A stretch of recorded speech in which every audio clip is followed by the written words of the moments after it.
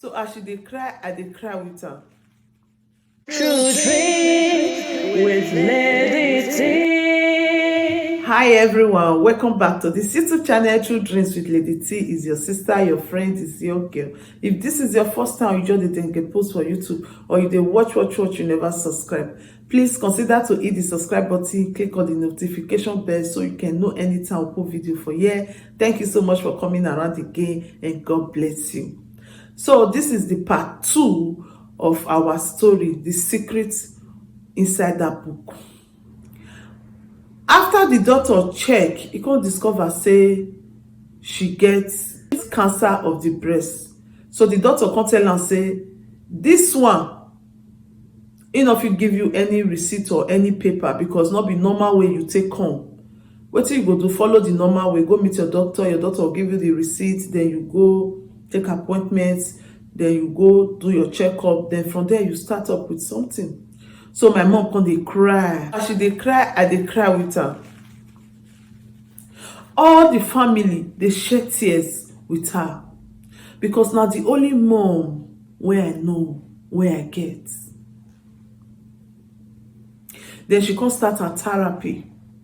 She come dey do the therapy, dey support with prayers, call my grandparents, tell them about the situation. They say that they pray and all that, but it can't be like say the thing dey worst.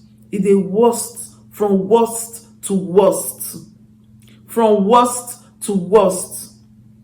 Now there they come tell am say there's no way wey be say this thing, they say na the bad one na be this one. They don't get any other choice now to cut off the two because it affect the two. That if they not cut the two, it go affect the body. Now so they take cut the two. Come out. But nobody know. If she dey go out, she dey wear bra, it go put things inside. The only when they are sometimes, especially summertime, she go leave her body like that, her chest go be like my own. But my stepfather, he not dey happy again. He can't be like say the joy wey dey the family, he comot. Every night, I go dey always dey hear one word, no sentiniente, no sentiniente, which means I no dey feel anything. I no dey feel anything. Therefore, daytime, I go dey hear when my mama friend Paola, he go dey say, deve divertire, deve farate gioia, which means you need to be happy for yourself. Nobody go fit give you joy. Now you go give yourself joy. Now these two words I dey always dey hear for night and afternoon. Then the joy not dey again.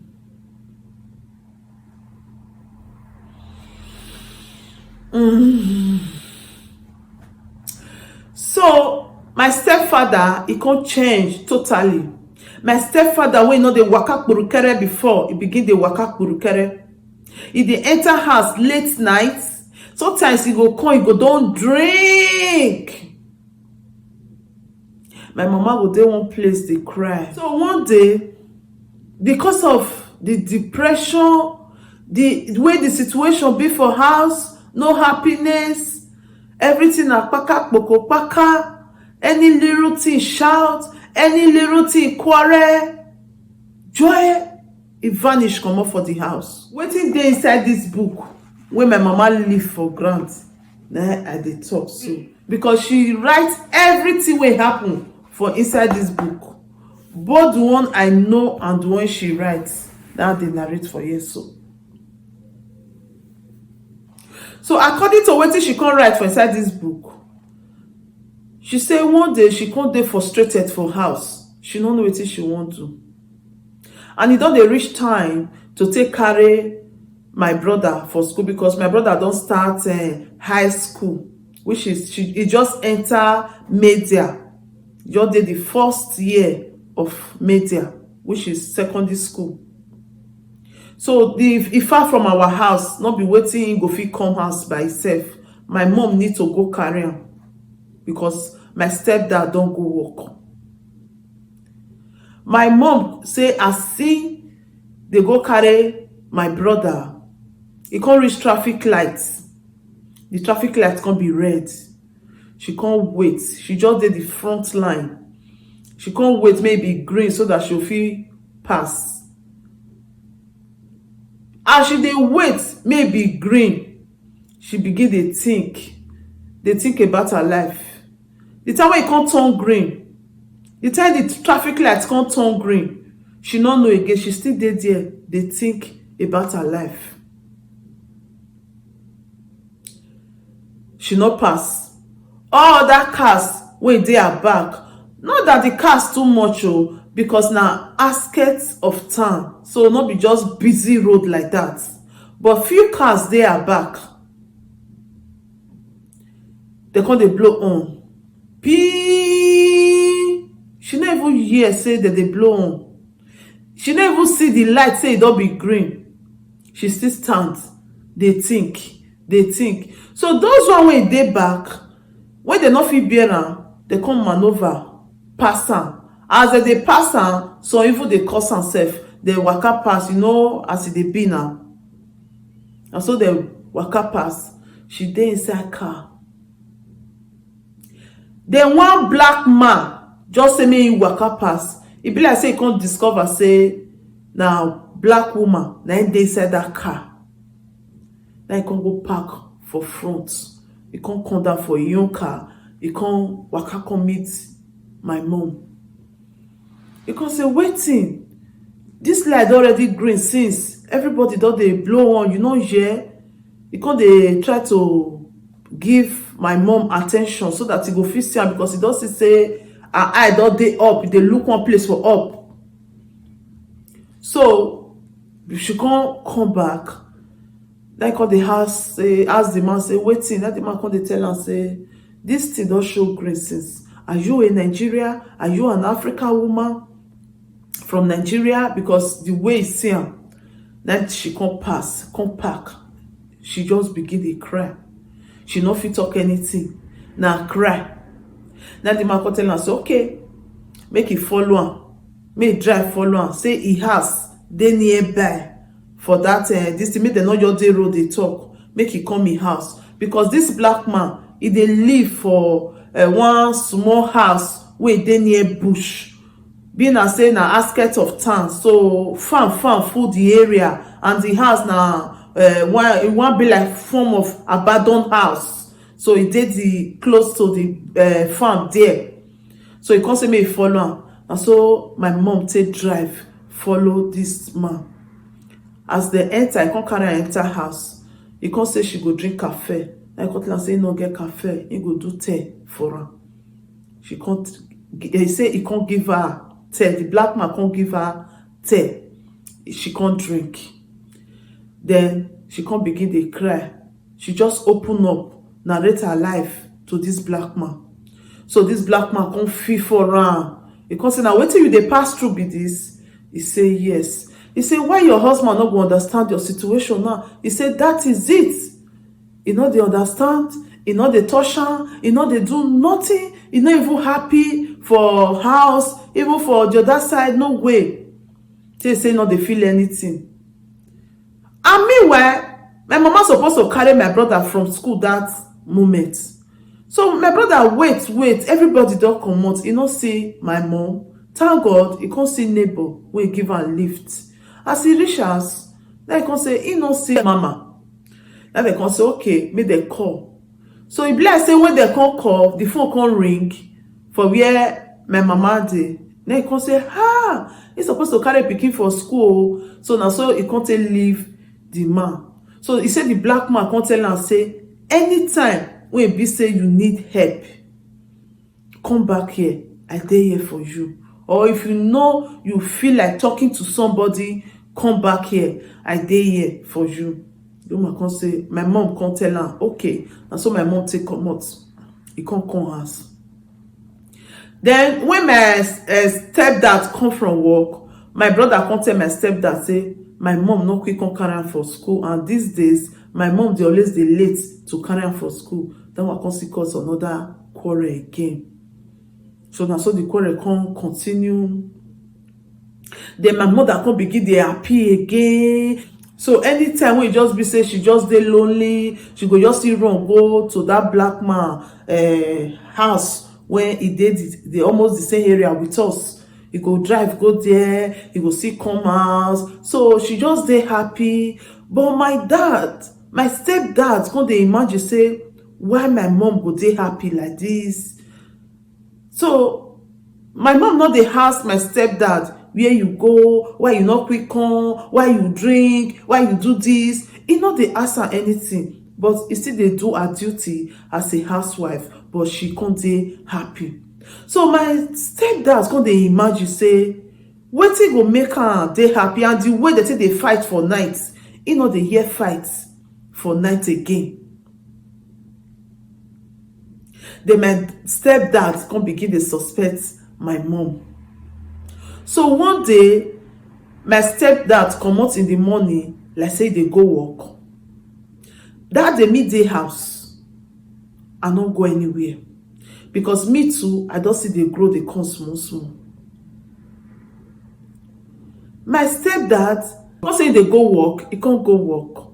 My mom come ready as usual, e come comot for house. My stepdad come quick, e no call my mom. E come wait till my mom come back. E come ask my mom, where you go? My mom say e go Jiro, e go out with Paula. Then my dad call Paula. Paula no give my stepdad the answer wey he want. So my stepdad come dey suspect my mom. Then one day e come see say e dey go work, not knowing that e no just go work at all. E come go stay for one place dey look road. E no tey my mom comot. As my mom dey go, e begin dey drive follow my mom.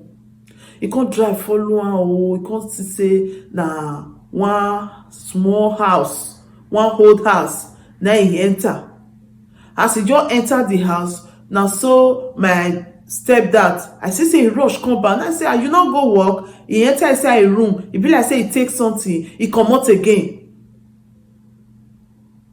Then wetin me see, my mom come back with my stepdad. Dem dey quarrel. My mom come dey tell my stepdad say he wan go report am to police. Why he go use gun dey threa ten somebody? Why he go bring gun come out dey threa ten somebody? He wan report am to police. My stepdad come say make he no report am. He come dey beg am. He come dey beg my mom. My mom come dey cry, come dey tell my stepdad say, you no dey give me joy. Na wetin dey give me joy? Because of the situation wey I dey, and you know quite alright say no be so you take know me. As you see me like this, you suppose to accept me. If you dey my position, I will not treat you the way you are treating me now. I will accept you, because no be so I take know you. Na the situation of this life, now wetin life bring come for you, I will accept you. I will not treat you like this. Why are you treating me like this? Why you go threa ten that black guy with gun? They come quarrel. My mom dey talk, e dey cry. E dey cry. They tell her say, you abandon me, you no dey touch, you no dey enjoy nothing. I go meet you, you go say no. After you don go outside, you go enjoy yourself finish, then you will abandon me for here. But I don't get somebody when they give me joy. You go leave me alone, you go leave her alone, because now wetin you reject, now he accepts. So when he throw all these words to my stepdad come weak like he dodo wey sokoye. He come begin dey beg my mom. My mom come tell am say it's too late. That black guy give am joy, give am happiness. It's too late. So my mom come say no go report am to police. So that evening, peace come still dey. But it can't be say the next day, wetin my mom write for book. He can't call this guy. He call, the line dey bounce. He call, the line dey bounce. He can't got to go back to that house. He see say nobody dey there again. He don't lock everywhere. He don't cower. Where oyibo for carry gun come dey threa ten you. Fear go let you still sleep that house. That moment, then the guy take leave that house. He not come back again. e no on that phone again. My mom come dey worried. He call, no way. He come dey cry. He say he no even tell him goodbye before he go. He come dey cry, and the thing come touch her well. He come say na because of my stepdad na he cause all this thing. So it can't be like say fry pan to fire again. My mom can't go back to her sad moments when be say she not dey get joy, she not dey get happiness again. Not be say my stepfather still change for good though. No, it still remain the same. But my mom no fit dey comot again because who they go meet? The person not there again. The person don't run. He don't cower. My mom come tire. You can't go back to depression again.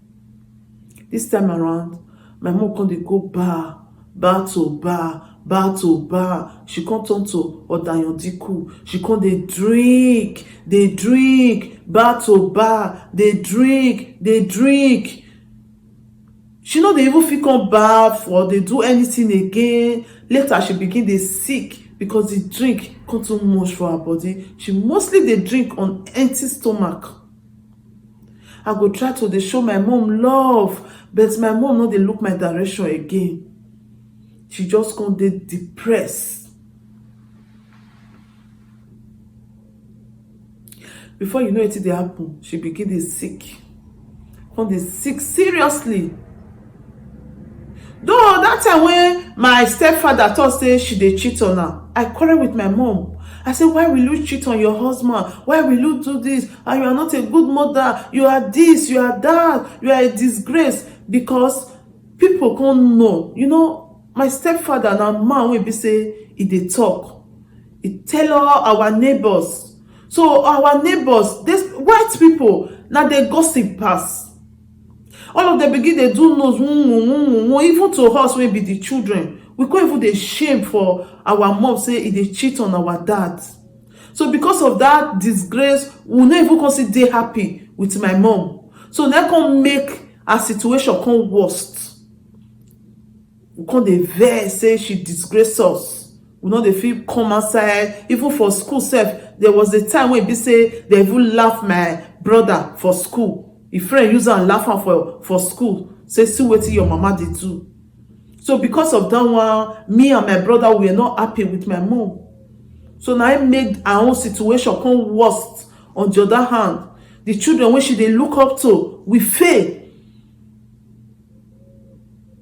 Husband, fail, everything, Jakarta. So that make the depression increase for her. So as she come dey sick, e not say, and so she take die. They bury her, they do everything. Me now, being as me don't grow, I don't get guy after she die. So I'm not going to stay the house again. Most of the time, I dey go stay for my boyfriend's place. So I just can't leave the house for my stepdad and my brother. I can't just stay with my boyfriend. Then I can't find work. I can't dey work. One day, when I go my mama room, I search for her things. Now to see this book. This book. Now to know the truth of wetin my mama dey pass through ever since for her life. Now to know the way my stepdad take treat my mom. Oyibo dey call this book diary, the form of diary. Now then my mom write every single thing. How everything take start. How she take bring me come this Europe. How she take come across this breast cancer. How she take come across that black man.